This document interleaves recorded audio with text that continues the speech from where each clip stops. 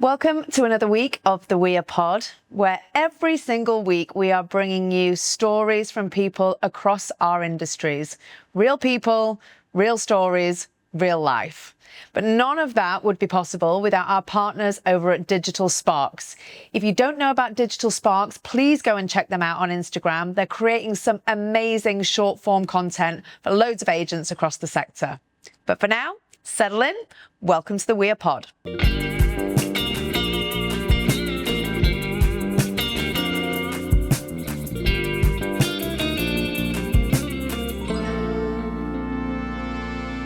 This week, I have a very special guest with me. He is undoubtedly an industry legend. You'll know him. You will very much be aware of him. You will want one of his hats. Mr. Starberry himself, Mr. Ben Sellers. Welcome to the We Are Pod. Thank you very much. Great to be here. Oh, we're delighted to have you. So as you know, we are asking every guest that comes on the pod to recommend somebody else that comes and joins us on the seat. And you were recommended by Mr. Ben Madden to come and join us on the sofa. So if this all goes wrong, he's the one that you need to blame. Don't be worried. We're going to be kind to you. It's going to be fine. Okay, excellent. So, Ben, you and I met... 5-6 years ago? We did. When I was at Lomond at the time, and you were pitching digital marketing services to me. We met in London for the first time. Do you remember? I remember it well. Yeah. Feels like a lifetime. I remember coming to Leeds. Yeah, you as did. Well. You did. Yeah. You did. So you and I could sit here and talk about digital marketing and everything that encompasses that all day long. And we will touch on some of that today. But I also want to talk a little bit later on in our conversation about you and what makes you tick, and understand a little bit more about the man behind the Mr. Starberry title. But for anyone that doesn't know you, talk to us a little bit about your career. How, give me the backstory. How have you ended up here? I know you and your brother are about to celebrate 40 years in business. What an achievement. But give us the kind of journey to getting there. Well, what's completely ironic, to give a shout out to Ben Madden's Digital Sparks. None of you in this room filming today will know that my journey actually started on the other side of this road. Really? In Gable House. Wow. My first real job came about when I was 17, and I was the best man for my brother's wedding. And I did my speech, which I have to say I was terrified, but I did enjoy doing it in front of 200 odd people. And one of them was his boss, who used to run a creative agency on the other side of the road, called Type Markup, of all names. Wow. And that was when we used to just have typesetting and stuff like that. And he came up to me at the wedding and said, you sound like someone who likes to, do a bit of talking and so on and so forth. I'm looking for a salesman. And I thought, well, I love selling. I've been wanting to sell all my life, kind of thing. And you were 17? I was 17. But you had the gift of the gab right then? Well, I didn't know that really. I used to love, my dad sort of got me into a bit of bartering when I was buying motorbikes as a kid. Yeah. And anyway, this guy who was the boss man over the road here, he said to me, would you like a half sensible salary, or would you like a car and commission only? And typically, I just thought, commission only. I want to do the commission only thing. I lasted 4 months because I realized I could smash it out of the park, and I decided to start on my own. So 4 months. So after 4 months, Wow. I started on my own. What was the agency doing? It was just a creative agency selling print and design and print, basically. And so I thought, well, I'll do exactly the same thing. And at this time, my brother Russ was working for a sales promotion agency in the West End. So I used to go out in my little metro with my car phone. And that was one of my other key things, is I thought everyone who had a car phone was super cool. The reality was, if you were ever seen with a phone back in 1984, when I got that, they would only swear at you 4-letter words, you yuppie, bleep, and all the rest of it. So anyway, I started for a year. I was roaming around London in my car, funnily enough, selling to estate agents and flogging branding and property particulars. Yeah. Because they sold like hotcakes. Everything print. And then if there were any design issues, I would just call my brother up at his agency and he would sub it out to all his mates on the floor for cash in hand. Don't tell anyone this, but it was long enough ago. Long enough ago. Right, yeah. So that was kind of how it began. And then Russ started thinking to himself, hold on, this is fun. Ben's having a ball out there. I think I'm done with this agency. And my company at the time was called Vista Graphics, which was a sort of spin-off. And my dad had a company called Vista Publishing. And he said, why don't you call it Vista Graphics? So that's what I did. And so Russ said, well, I'm going to start up on my own. Why don't we work together for the first year, we worked as like not direct partners, but we just used each other. He used me for print. Outsourcing to each other, yeah. He wanted to demonstrate he could run his business. And he called it Blueberry. He went into the dictionary. And he went down literally and he got to bees, found blueberry. And at the time, he was really keen to find a name that was like apple or apricot. Yeah. Because those were the well-known things. And yeah, he never really got past that. And then we did this year and then we just thought, this is just a joke. Why are we billing each other? Yeah. Also, I loved his name, Blueberry. Yeah. I just thought it was so cool. So one day we did, that end of that year, we did a Christmas card with the two of us walking down the street of two different corners with presents, and we bumped into each other and became one and rode off on a sleigh.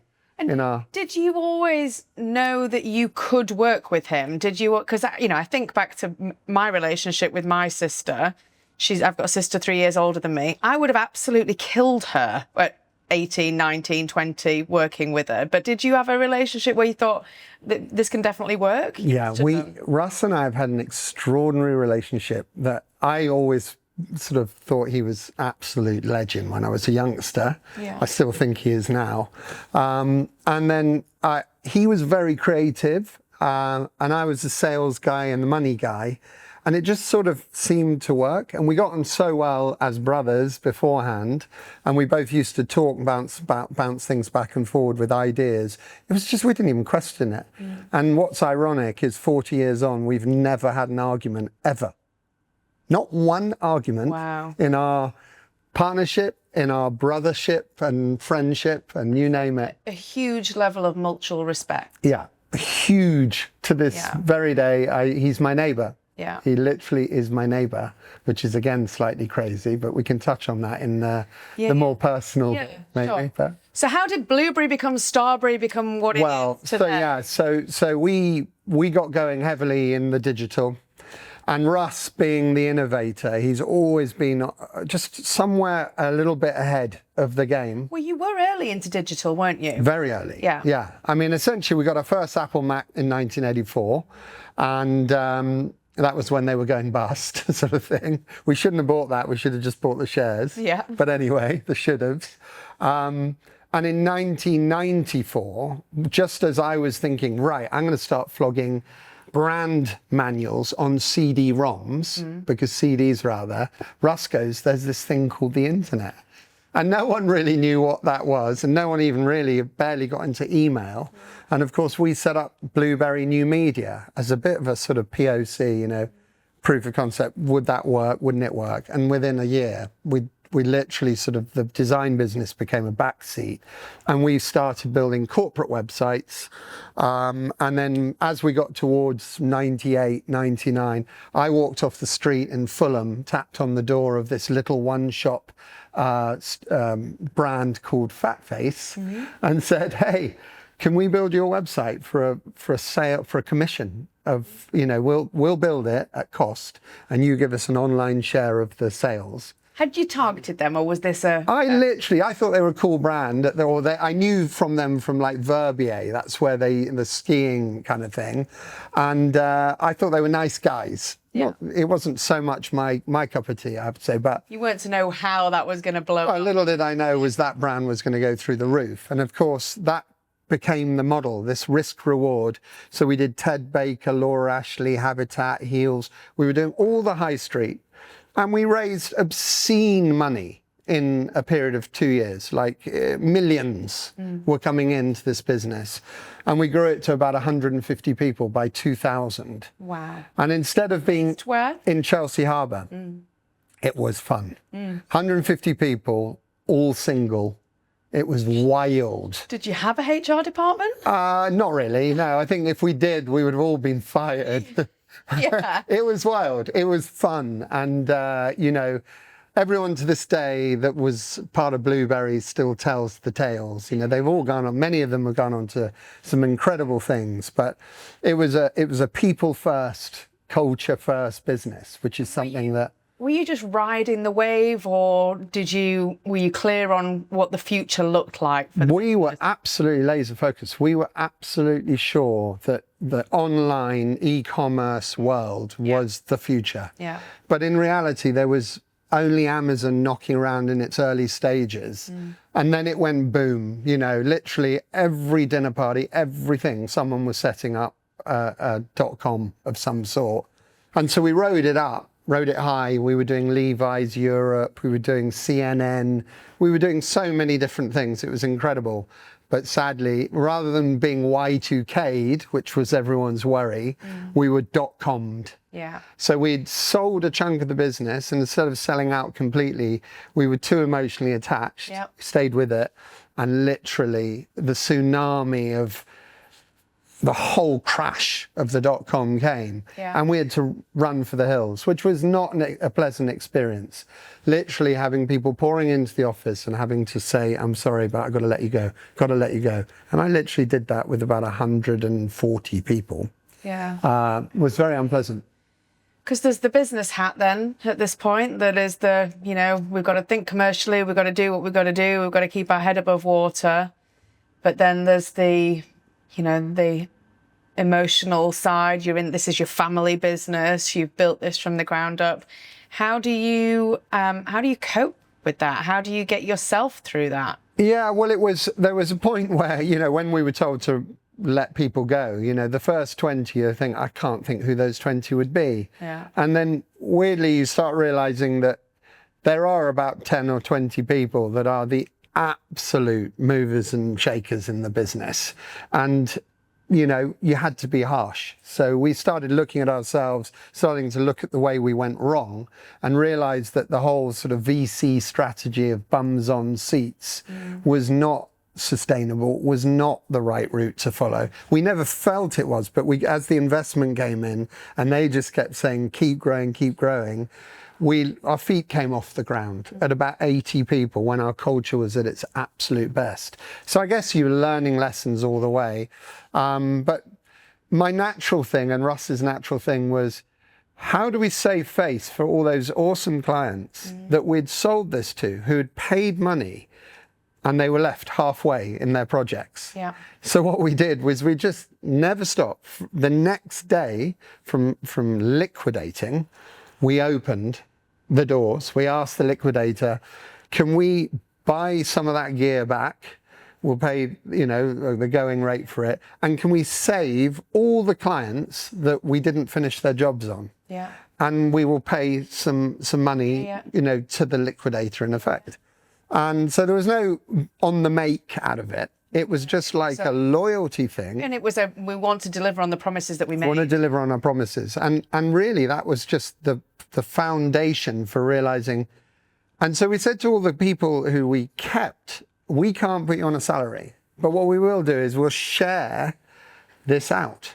And that was the foundation of Starberry. So what name do we call it? Russ said, and I said, oh, we were so Blueberry. We were the Berry brothers, you know, we were so we went, well, hold on a second. And Russ realized that the Navajo name for Blueberry is a starberry, the star on the berry, the top of the berry.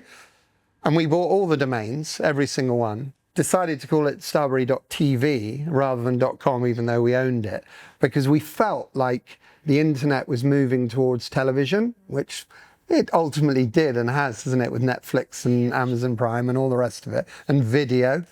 So we just said, listen, if you want to be in on this, you set up your own company and you build this mothership, which was 6 of us or 10 of us at the time, including myself and Russ, we were still the Blueberry partnership, an Yeah. unlimited partnership in the background. And we built Starberry. So we knew how much money we had to make, and we knew what we could afford, and we would make our 30%, 25% margin. Everyone bought into it. So that started with 8 people in the UK, 10, 12, 14. And then I stumbled over a guy at some conference who was building, who was basically an offshore development company in India. Yeah. And so we went to Ahmedabad in Gujarat. And I thought, wow, this is awesome. I love India. And we did it Have you travelled much to India? I'd not travelled to You'd India. not travelled So to I went there, but there was something about it that just didn't feel right to me. And that was everyone in there was stacked up like sort of battery chickens. It was a horrible culture, horrible vibe. The work got done, but all the good people I could see were not being treated well, and they started to leave.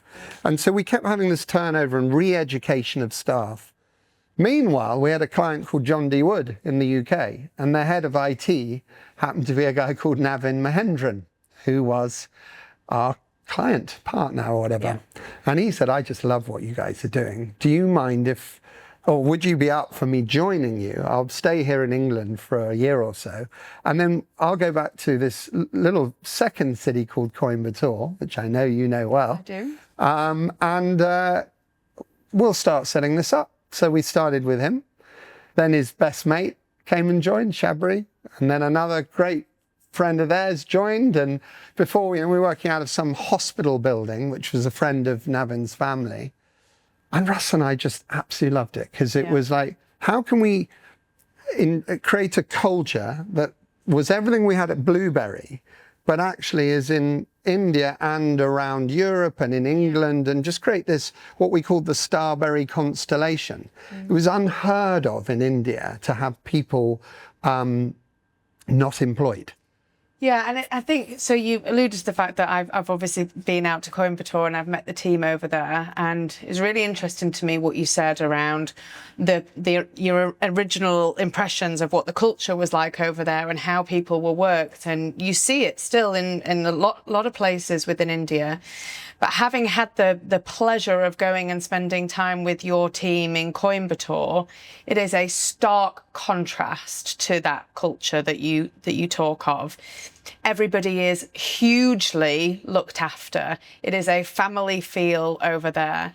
You pay over and above salaries that they would normally be expecting with other businesses. You look after childcare, you look after healthcare, you look after their families.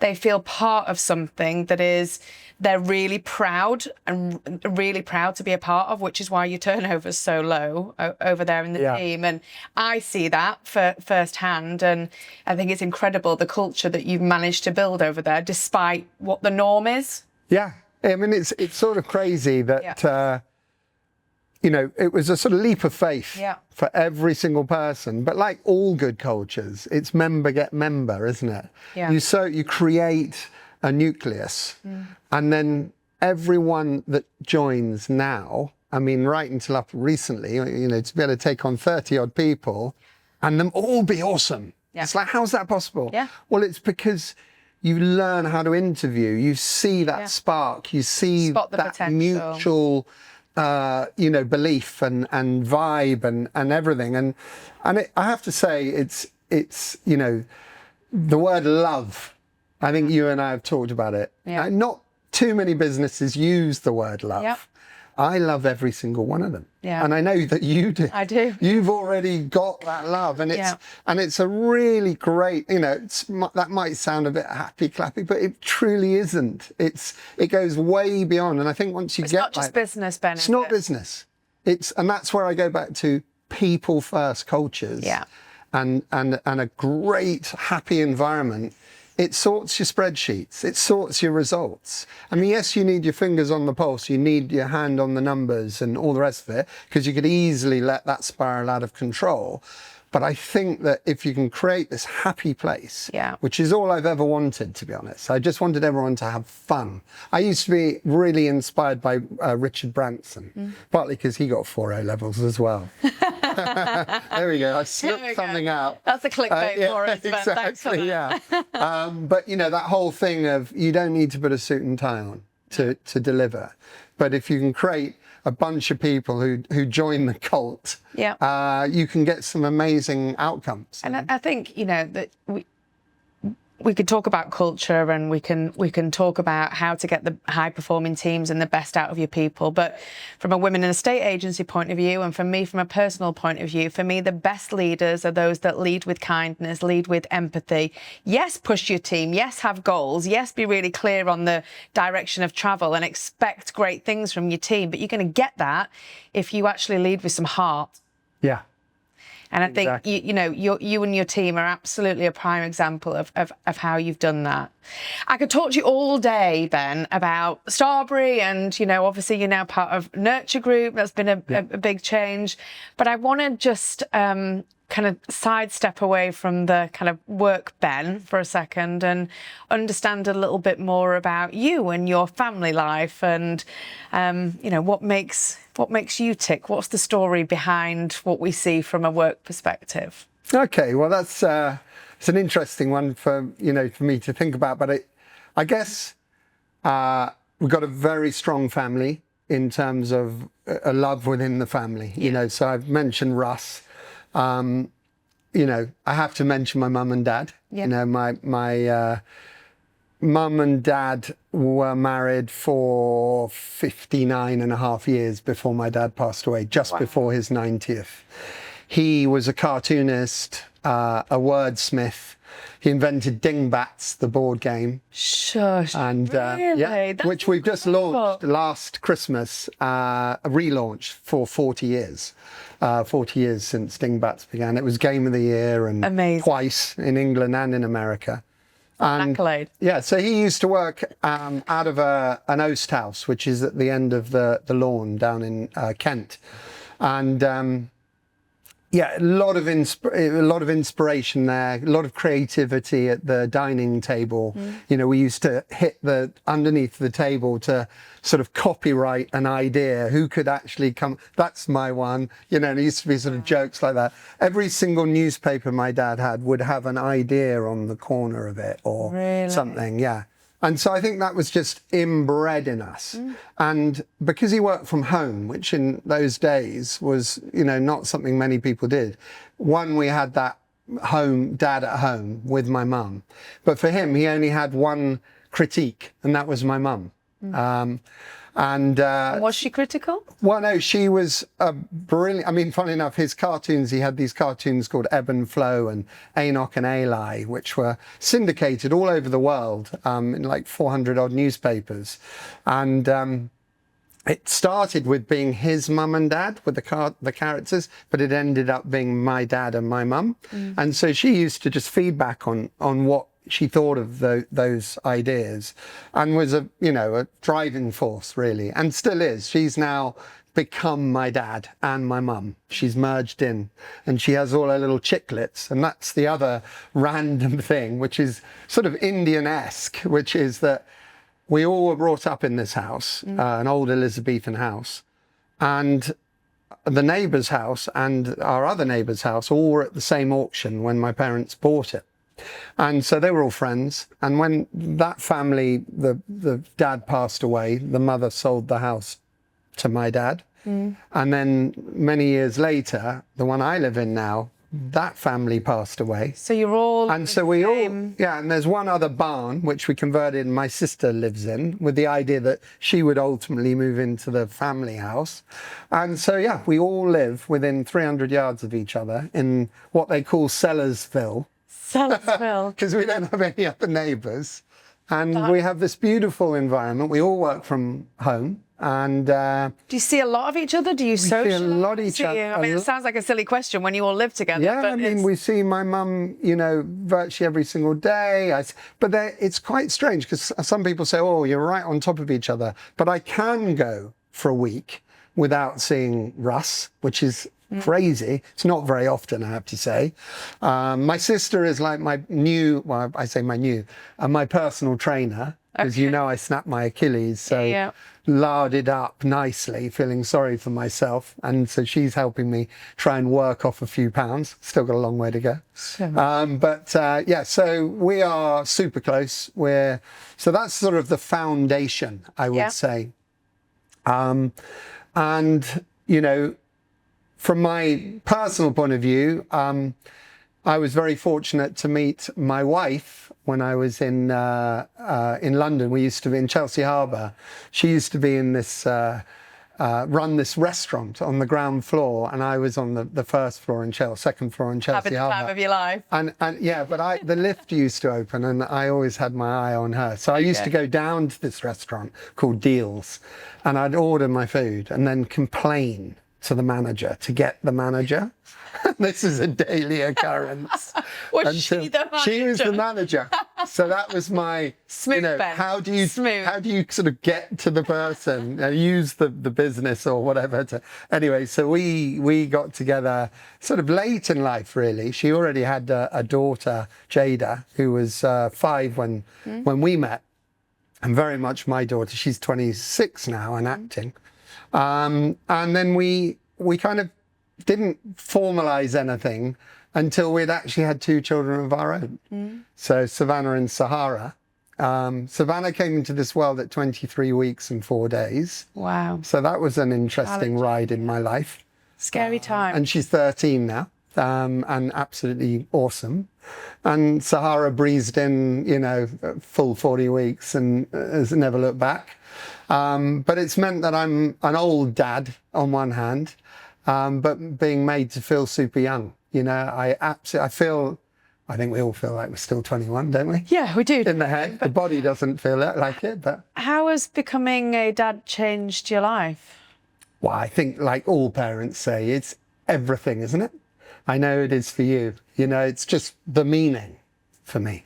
Like everything I've done, everything I do now, it's just like a dream come true. I absolutely love it. I do all the school runs, so my diary is firmly blocked, and no one disputes that, because I think everyone knows that there's a window in your life. Make the most of it. You've got to protect it. And so I go to every event, anything that goes on, if I can. There's the odd one that you miss, but pretty well every single one I'm at. And that's what I had. And I think it made a real difference in my life, having that, full family supporting me right through my youth. You literally do have the village bringing. I have the village, and like today, Russ or my sister will do the school run this afternoon. Someone will cover. It's so lovely. My mum's still at 88, still babysitting because she loves it, and they feel so comfortable there. And that'll keep her young as well. Yeah. So I think all in all, you ask, how's my life sort of set up? I think I'm blooming lucky. I've got a beautiful bit of paradise that I live in. I've got an incredible family that I value beyond anything, that widens out into this international family, Yeah. And I think that all of that hopefully resonates out of my, the way I try and lead my life. I want to be positive. I always believe that positive finds positive. I agree. Happy finds happy. If you misery out, or as my dad said, don't anticipate. That's one of his annoying but really good lines. Don't keep anticipating, wasting your life wondering what if. Just go get on and live it.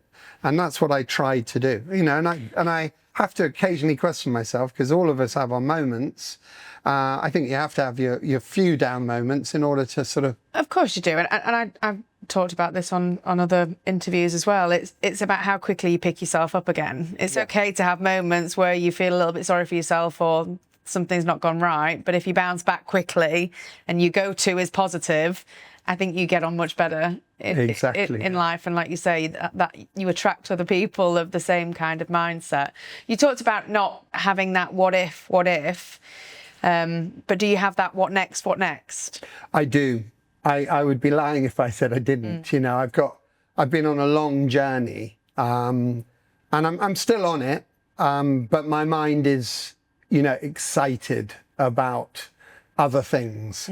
And, you know, I've done a very long journey in the property industry. And I have to say, I do love it. It's an addiction, as I think we all know. I think so. We've got such great colleagues and friends. I mean, it's friends more than colleagues these days. It's just a very crazy little insular industry, isn't it? It is. And I think that we have so much fun. I will definitely never leave it in terms of, you know, the connections that I've made. I value them massively. And you know, I guess from a technology point of view, which I do love, you know, there's an obvious area right now that we're all super excited by. It's the internet all over again. Yeah. And I think that we will be all foolish if we don't embrace artificial intelligence. And I feel it's almost my responsibility to, you know, stay with this, take it, educate the audiences.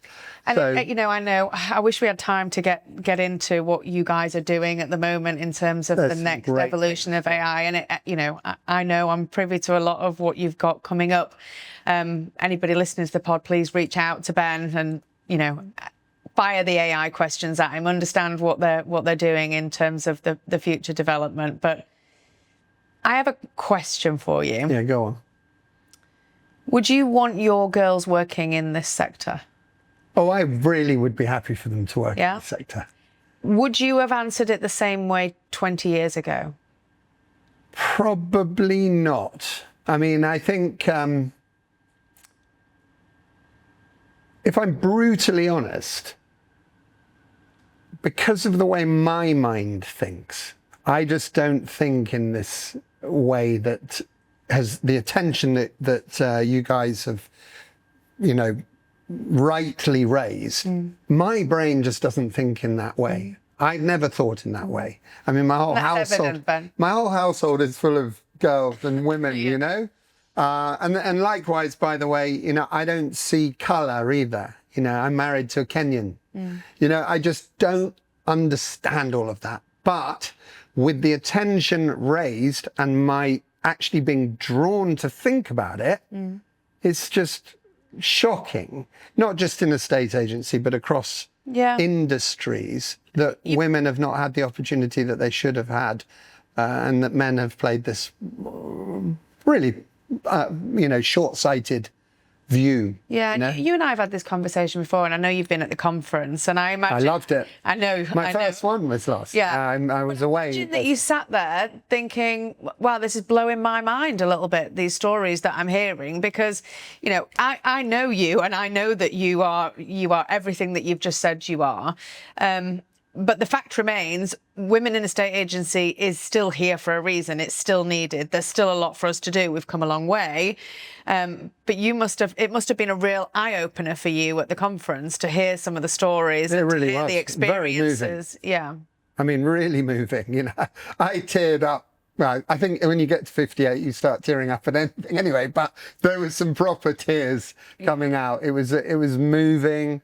It was very good of the ladies to share, and men, by the way, because there was a good slot that Ben did and the team on that panel. But it was nice that people had the confidence to open up and share some of their stories to actually get us to wake up and smell the coffee. You know, I mean, it really is something that I will be doing everything in my power to, you know, make sure that I can, wherever I can help or try and educate people, stamp out any of this sort of bad behaviour. Yeah, you know? And you're a huge advocate for women in estate agency, Ben. You have been for a number of years now, and I guess, you know, like I said, we've come a long way, but we can only make a difference together. So we're hugely grateful of the ongoing support and being a real advocate and a champion for what we're trying to do, and really for just a level playing field. That's all we're looking for. Exactly. No, not tokenism, just a level playing field. Yeah, and that's the way it should be. I'd love to get involved in any way I can. Today's a start. You will rue the day you said that to be, Ben. I know, Tell us, but that'll be fine. We will get you more involved for sure. Listen, I want to talk to you all day about the business. I want to talk to you about AI. I want to talk to you more about the family. I'm probably going to have to get you to come back and do another interview with us so we can delve deeper. But thank you so much for coming on to the pod today. We hugely appreciate it. The last question that we ask all of our guests, and the reason that you are sitting here today was because you were nominated to sit in this hot seat. Who would you like to see sat opposite one of us being interviewed on the We Are Pod in one of the future episodes? Ooh. I don't know who you've had already. You can say a name. It's fine. Have you had Heather? Have you had Heather? We haven't had her yet. She's on Could the I list. put Heather? Because I love Heather. Of course. So much. Tell us why you want her on here. Well, I just think that she's such an amazing lady for the industry. She's got so much. She's got love in her. She's got an amazing brain, and I think that she's helping the movement. But without it sort of being knowingly, she's a bit like me, I think, in that she just knows the right way to go, and she will do the right things. Second guessing nothing. It's just who she is and how she is. But yeah, I think she's an inspiration. I agree totally. Ben, thank you so much for chatting with us today. I really massively appreciate it. And we will see you at another event soon, I'm very sure. And we'll pop your details on the pod as well for anybody that wants to get in touch with you. But thank you. Thank you very much. Thanks, Ben.